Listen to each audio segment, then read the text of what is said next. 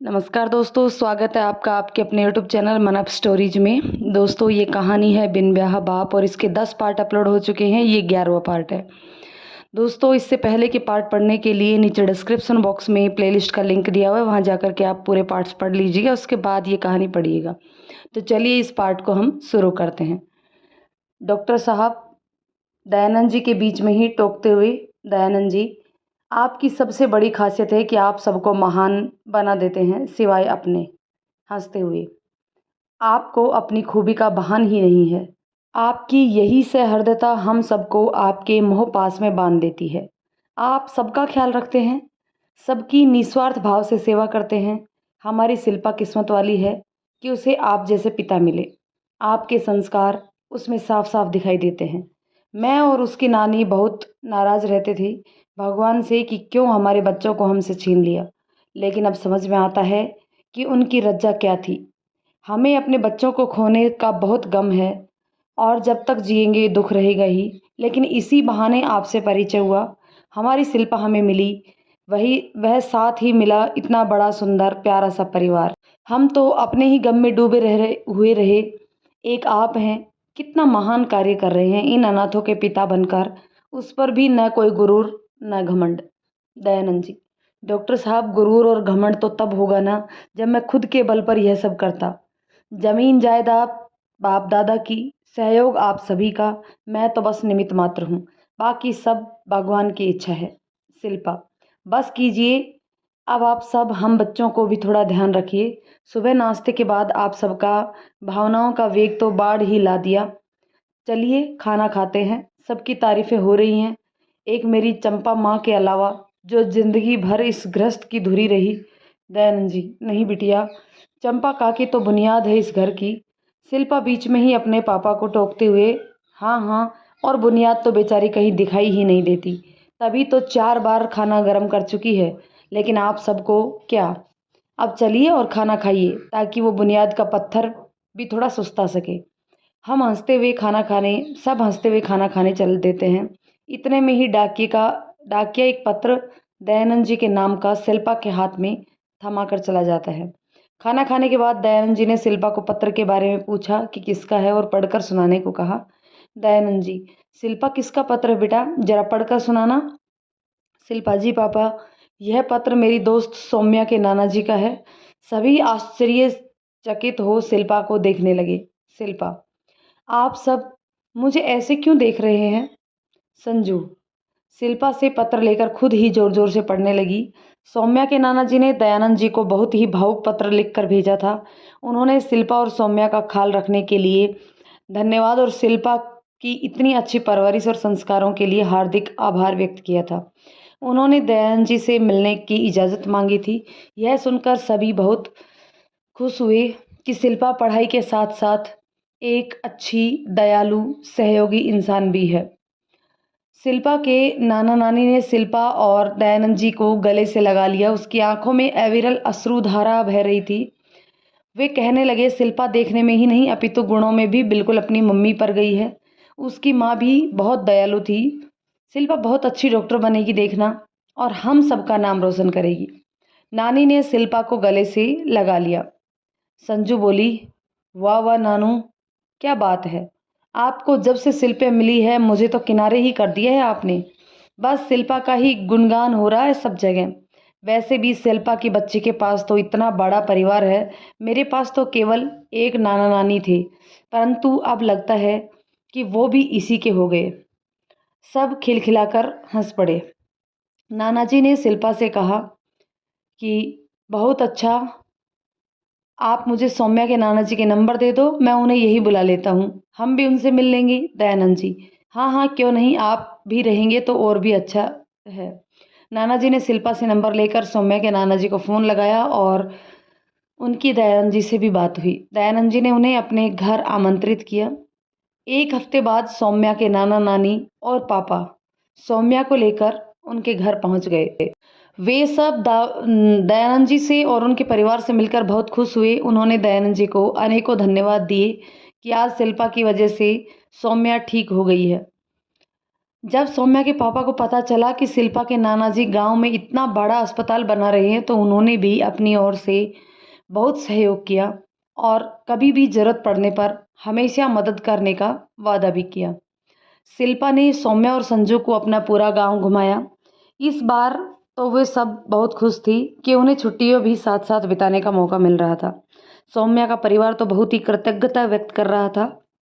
दयानंद जी गदगद हो शिल्पा को निहारते रहते और खुद को धन्य समझते कि शिल्पा उनकी बेटी के रूप में उनके जीवन में आई, जबकि अन्य सभी लोग दयानंद जी की सरलता एवं महानता के कायल हो गए थे। शिल्पा के परिवार को देखकर सौम्या के नाना जी बहुत प्रभावित हुए। उन्होंने दयानंद जी की सलाह दी कि आप एक ट्रस्ट की स्थापना कीजिए। दयानंद जी हमारा ट्रस्ट सबका आशियाना है। सौम्या के नाना जी, मैं अपनी सारी संपत्ति आपके ट्रस्ट के नाम कर दूंगा। हो सके तो आप हमारे इलाके में भी ज़रूरतमंदों की मदद करने की एक ऐसी ही सुंदर योजना लागू कीजिए। हम सब आपकी हर तरह से मदद करेंगे। दयानंद जी घनश्याम जी यह सुनकर बहुत खुश हुए। घनश्याम जी ने दयानंद जी को समझाया कि हम बहुत बहुत भाग्यशाली हैं कि सब लोग अपनी इच्छा से हमारे मददगार बन रहे हैं। भगवान भी शायद हमारे कार्यों से बहुत अधिक प्रसन्न है, तभी तो बिना मांगे ही हमें सहयोग वाले हाथ मिलाते जा रहे हैं। सौम्या के नाना जी, घनश्याम जी, भाग्यशाली तो हम सब हैं जो आप जैसे परोपकारी लोगों से हमारी मुलाकात हुई। एक मेरी बेटिया है जो इतनी पढ़ी लिखी, इतनी ज्ञानी डॉक्टर होते हुए भी नंबरों की मानसिकता में उलझी हुई है। उसके कारण अपने ही बच्चों का अहित कर बैठी। पता नहीं कैसे उसके अंदर सर्वोच्चता का भूत सवार हो गया। वही दूसरी ओर आप हैं, इतना महान कार्य कर रहे हैं लेकिन घमंड आपको छू तक नहीं पा रहा। कितना महान व्यक्तित्व है आपका। आपने शिल्पा में जो मानवता के बीज रोपित किए हैं उसी का परिणाम है आज आपका यह सुंदर परिवार। आप तो मिसाल है मानवता के लिए। आज मैं भी आप सबके सामने एक सच स्वीकार करता हूँ कि मैं भी आपको अपने उच्च शिक्षित डिग्रियों की वजह से बहुत गौरवान्वित महसूस करता था, लेकिन आपके विषय में जानने के बाद मैं अपने आप को बहुत ही छोटा महसूस कर रहा हूँ। यह कहते कहते उनकी आंखें भर आई। वे कुछ ज़्यादा ही भावुक हो गए। कहने लगे, सौम्या की माँ मेरी इकलौती बेटी है। वह स्वभाव में बिल्कुल मेरे जैसी ही है। अत्यधिक लाड़ प्यार की वजह से जिद्दी भी बहुत है। पढ़ाई में बचपन से ही अव्वल रहती। उसको जो पाना होता उसको पाने के लिए जी जान लगा देती और अंततः उसे हासिल करके ही दम लेती। मैं बेटी के प्यार में उसकी इस गलत जिद को भी सपोर्ट करता। धीरे धीरे उसकी जिद उसका जुनून बन गई। हालांकि उसकी माँ ने हमेशा उसको यथार्थ से जोड़े रखने की कोशिश की, लेकिन हम बाप बेटी उसकी माँ की इन अच्छी बातों का भी मजाक उड़ाया करते, जिसका नतीजा आज हम सबके सामने है कि उसके दोनों बच्चे उससे प्यार नहीं खौफ खाते हैं। वह तो मेरी पत्नी और हमारे दामाद की समझदारी से बच्चे सही राह पर आ गए हैं, जिसमें शिल्पा का भी बहुत योगदान है, वरना एक हंसता खेलता समृद्ध परिवार बिखर कर रह जाता। मुझे भी अपने नाती के कारण अपनी और बेटी की गलती का एहसास हुआ, वरना मैं भी बिल्कुल ऐसा ही सोचता था। शिल्पा के नाना जी कहने लगी, आपको अपनी गलती का एहसास हुआ और हम सबके समक्ष आपने स्वीकार किया, यह बहुत बड़ी बात है। हम सभी इंसान हैं और गलती तो इंसान से ही होती है, परंतु जो गलती को सुधार ले वह बहुत अच्छी बात है। आप परेशान मत होइए दयानंद जी, ऊपर वाले की कृपा है सब। अब आप स्वयं को दोष मत दीजिए, इसी में हमारा मिलना लिखा होगा। सौम्या के नाना, बिल्कुल सही कहा आपने। मैं तो अभी भी अपनी गलती महसूस करता यदि सौम्या, शिल्पा और आपके बारे में मुझे ना बताती। आपके बारे में जानने के बाद तो मैंने सौम्या से आप सबसे मिलने की जिद ही पकड़ ली। अगर मैं आज यहाँ ना आता तो मैं कभी अपने आप से ना मिल पाता। आपकी ईमानदारी, मानवतावादी दृष्टिकोण ने मुझे एहसास कराया कि हमारी मानसिकता कितनी संकीर्ण है। आप बहुत महान हैं, आपका बहुत बहुत धन्यवाद। दयानंद जी, आप हर लिहाज से मुझसे बड़े हैं, आप मुझे महान कहकर शर्मिंदा ना करिए।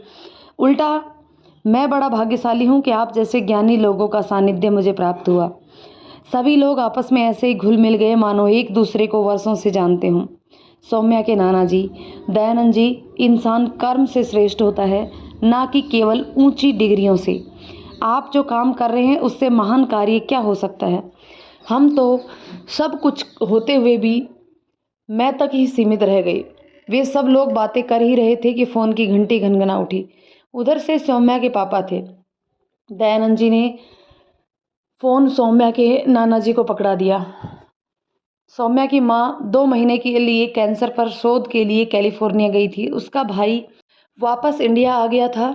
वह नाना नानी सौम्या से तुरंत मिलना चाहता था। नाना जी ने कहा तुम दोनों भी कुछ दिन के लिए यहाँ आ जाओ। सौम्या के पापा और भाई भी शिल्पा के घर पहुँच गए। सौम्या के नाना जी चाहते थे कि वह अपनी संपत्ति दयानंद जी के ट्रस्ट में दान करने के बारे में अपने दामाद से भी मशविरा कर ले। सौम्या का भाई सौरभ देखने में बहुत ही स्मार्ट था। पूरा 6 फीट लंबा, गोरा चिट्टा, तीखे नैन नक्श, उतना ही स्वभाव से नरम। सौम्या को देखते ही गले से लगा। दोनों भाई बहन भावुक हो गए। दोनों की आंखें नम थी।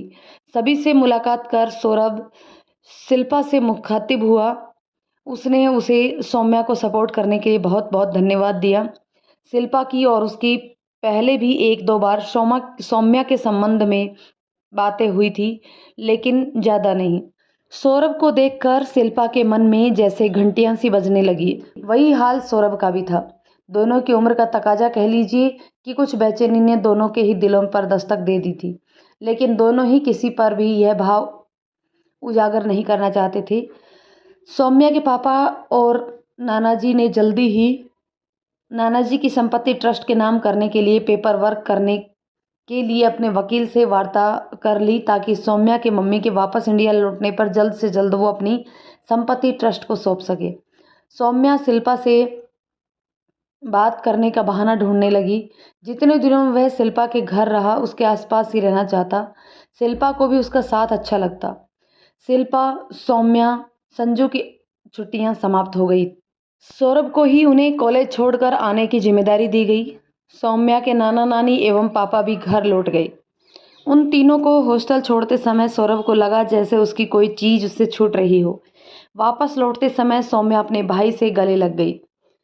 सौरभ की आंखों उसके पीछे खड़ी शिल्पा से मिली तो दोनों ही एकटक दूसरे को देखते रहे। संजू यह सब नोटिस कर रही थी कि सौरभ और शिल्पा जब से मिले हैं दोनों ही एक दूसरे की बातों में खो जाते हैं। लेकिन आज तो संजू को पूरा यकीन हो गया कि दोनों शायद एक दूसरे को चाहने लगे हैं। सौरभ उन तीनों को हॉस्टल छोड़ते हुए घर चला गया। शिल्पा सौरभ को तब तक जाते हुए देखती रही जब तक उसकी कार आंखों से ओझल नहीं हो गई। वे तीनों रिसेप्शन में एंट्री कर अपने अपने रूम में आ गई। संजू की रूम पार्टनर अभी नहीं पहुंची थी। शिल्पा ने अपना सामान रखा और फ्रेश होने के लिए बाथरूम में घुस गई। बाहर आकर वह फ़ोन करने रिसेप्शन में जाने ही वाली थी कि घर में सबको पहुंचने की खबर दे देती हूँ। संजू से टकरा गई। संजू, मैडम कहाँ ध्यान है, संभल कर चलो। शिल्पा, तुम भी तो मुझसे टकरा गई हो, तुम्हारा ध्यान किधर है। संजू, वैसे कहाँ जा रही थी। शिल्पा, पापा को फ़ोन करने, उन्हें बता देते हैं कि हम पहुँच गए हैं। संजू, मैंने बता दिया है। शिल्पा, क्या बात है मैडम, हमारी सोहबत में रहकर आप भी रिस्पॉन्सिबल होती जा रही हैं। संजू उसे खींचकर अपने कमरे में ले जाती है। शिल्पा, अरे मुझे नींद आ रही है, मैं सोने जा रही हूँ। तुम्हारी रूम पार्टनर आ गई है क्या। संजू, नहीं, वह 1-2 दिन बाद आएगी, तुम तब तक मेरे ही रूम में रहो। शिल्पा, अच्छा बाबा ठीक है, फिर चलो, लेकिन 1-1 कप चाय पी लेते हैं। संजू, हाँ चलो। सौम्या को भी बुला ले क्या। शिल्पा, नहीं, वह तो बहुत थक गई थी, सो आते ही सो गई। हम दोनों ही चलती हैं। दोनों ही चाय पीकर संजू के रूम में पहुंची। संजू ने उसे पास बिठाकर सीधे सवाल पूछा शिल्पा से। शिल्पा, तुम्हें सौरभ कैसा लगता है। शिल्पा हकलाते हुए, क्या मतलब कैसा लगता है। संजू, उसको तो तुम बहुत अच्छी लगती हो। शिल्पा, मैं, तुम्हें कैसे पता, तुम्हें किसने बताया। संजू, सौरभ ने, और किसने। शिल्पा, चल झूठी, कुछ भी। संजू, उसने तो जो कहा सो कहा, अब तुम बताओ तुम्हें कैसा लगता है। वह कह रहा था अपनी बहन से पूछकर बताना। शिल्पा, सच बोल, उसने कब तुझसे ये सब बातें की। मैं तो वहीं थी और सौम्या भी। संजू, सब बताऊंगी, लेकिन पहले तू अपने मन की बता, बाकी तुझे वो कैसा लगता है। अगर तुझे भी उसमें कुछ इंटरेस्ट है तो ठीक, वरना मैं फालतू में क्यों माथापच्ची करूं। चल, मैं सोने जा रही हूँ। शिल्पा, ऐसा कुछ भी नहीं है जैसा तू समझ रही है।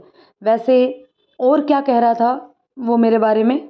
संजू: छोड़ ना, तुझे उसमें कोई इंटरेस्ट नहीं तो उसके बारे में बात करना ही बेकार है मैडम। जिस गांव जाना नहीं वहाँ का रास्ता क्या? शिल्पा: संजू की बच्ची बहुत भाव खाती है, मत बता, मुझे भी नहीं पूछना। शिल्पा सोने की कोशिश करती है। संजू जानबूझकर उसे यह सब बातें कहती है। वह जानती है कि शिल्पा बहुत भोली भाली है। वह नहीं चाहती कि शिल्पा बिना सोचे समझे भावुकता में अपने जीवन का इतना बड़ा निर्णय ले। सौरभ विदेश से पढ़कर आया है, जाने कैसा हो, कैसे हों उसके विचार। हालांकि देखने में तो बहुत स्मार्ट है, कोई भी लड़की फिदा हो सकती है उस पर, लेकिन शिल्पा उस टाइम पास टाइप की लड़कियों में से नहीं है। नज़र रखनी पड़ेगी मिस्टर सौरभ आप पर, आखिर मेरी इकलौती प्यारी बहन के दिल का मामला है। ठोक बजाकर देखूंगी, परखूंगी, तभी अपनी बहन के दिल तक पहुंचने की इजाज़त दूंगी। शिल्पा तब तक गहरी नींद में सो चुकी थी। संजू भी मुस्कुराती हुई सोने की कोशिश करती है। उधर हॉस्टल से निकलकर सौरभ अपने घर के लिए निकल गया, लेकिन उसकी आंखों में बार बार शिल्पा का ही चेहरा दिखाई दे रहा था। गाड़ी चलाने में उसे परेशानी हो रही थी। वह खुद से ही बोला, क्या बेटा सौरभ, तू तो गया काम से, वापस आया था कि माँ को दिखा पाएगा अपनी उपलब्धियाँ। रात दिन मेहनत करके मेडिकल फील्ड में वह मुकाम हासिल करेगा कि माँ तुझी पर गर्व कर सके।